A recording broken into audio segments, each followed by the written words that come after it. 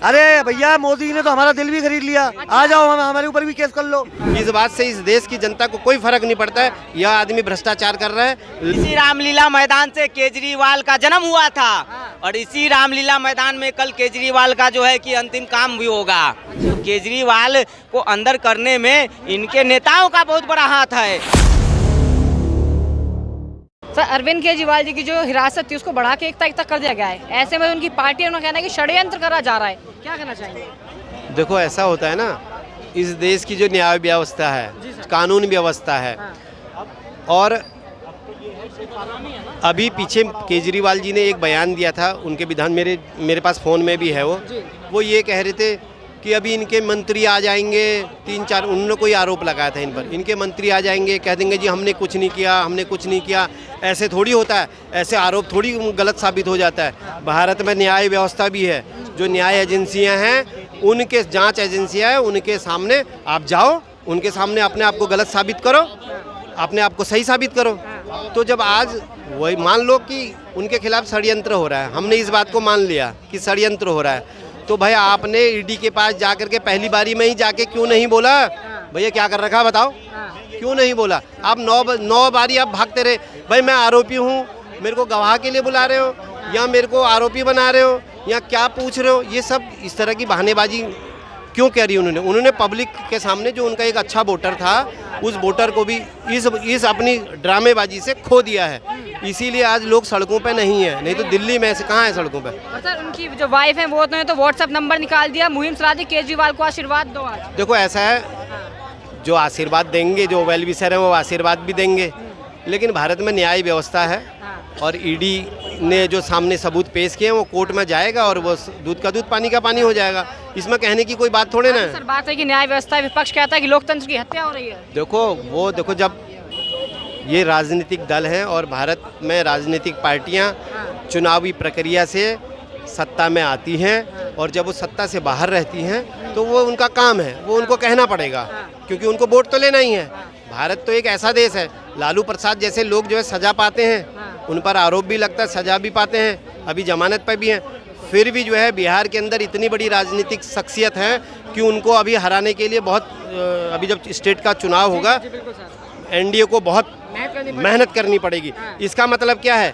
इस बात से इस देश की जनता को कोई फर्क नहीं पड़ता है, यह आदमी भ्रष्टाचार कर रहा है, लेकिन ये तो हमारी बिरादरी का है, ये हमारा आदमी है, तो उसको वोट पड़ता है नहीं पड़ता है तो हाँ। लेकिन जब बात न्यायालय में गई है तो यहाँ तो अरविंद केजरीवाल जी कह दें कि न्यायालय, ईडी, जांच एजेंसियाँ सब गलत है, ये ठीक नहीं है, तो वो हम इसमें देखो मैं और तुम तो कुछ नहीं कह सकते ना।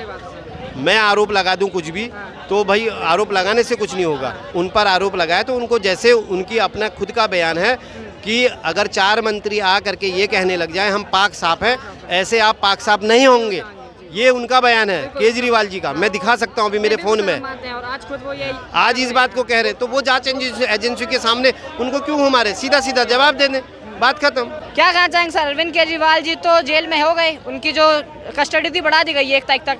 कल जितने विपक्ष सारे रामलीला मैदान में जमा भी हो रहे हैं उनके फेवर में, क्या कहना चाहेंगे सर? ये जो कल विपक्ष का जमावड़ा हो रहा है, इसका कोई मुद्दा नहीं है, कोई उद्देश्य नहीं है। ये केजरीवाल के लिए जमा थोड़ी हो रहे हैं। ये वहाँ पे आपको याद होगा, इसी रामलीला मैदान से केजरीवाल का जन्म हुआ था और इसी रामलीला मैदान में कल केजरीवाल का जो है कि अंतिम काम भी होगा। अच्छा, ये कांग्रेस पार्टी और केजरीवाल के पार्टी के बड़े नेता कल केजरीवाल को अंतिम जो है कि काम करने का काम करेंगे। जहां से इनका जन्म हुआ था वहीं पे इनका जो है कि नामो निशान मिटा देंगे। ये कांग्रेस पार्टी ही तो है जो सबसे पहले शराब घोटाला को उजागर करने वाला कौन है? कांग्रेस पार्टी है। और आज देखिए कांग्रेस पार्टी और केजरीवाल की पार्टी पंजाब विधानसभा में आपस में लड़ रहे हैं और यहाँ पे जमावड़ा दिखा रहे हैं। ये लोगों को बेवकूफ़ बनाने का काम करे। गठबंधन नहीं, ठगबंधन है। तो केजरीवाल को अंदर करने में इनके नेताओं का बहुत बड़ा हाथ है। आतिशी, सौरभ भारद्वाज, ये लोग नहीं चाहते हैं कि केजरीवाल जेल से छूट के आए बाहर। बिल्कुल, ये लोग चाह रहे हैं कि केजरीवाल के फाइल और खुले। और खुले। कॉन्फ्रेंस क्यों कर रहे हैं फिर? ये प्रेस कॉन्फ्रेंस दिखावा है, दिखावा। ये दिखावा है जनता के सामने।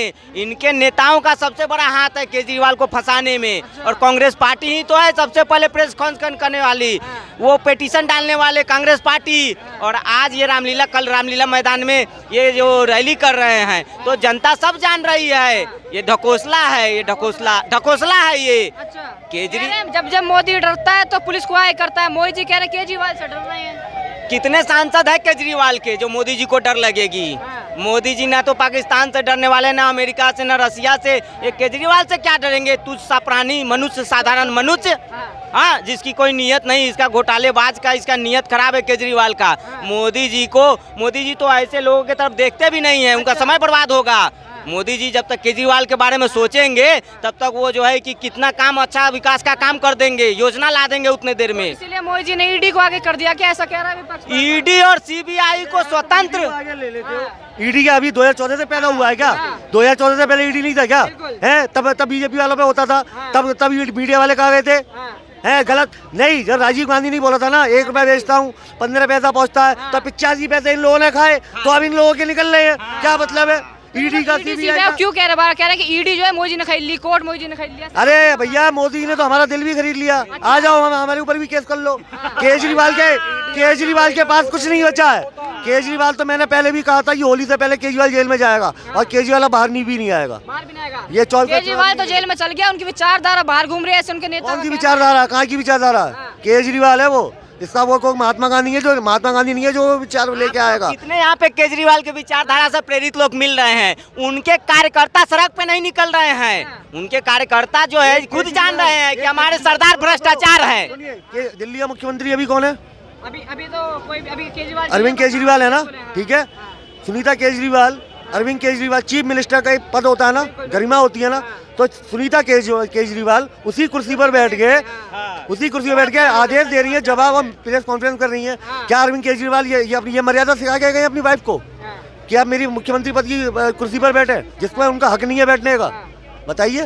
3-4 बार तो वहाँ से बल्कि वीडियो जारी कर चुके हैं। फिर ये तो मैं तो कह रहा हूँ पब्लिक को, सुनीता केजरीवाल के ऊपर एक एफआईआर दर्ज करानी चाहिए कि आप मुख्यमंत्री पद की गरिमा को आप नेस्तनाबूद कर रही हैं।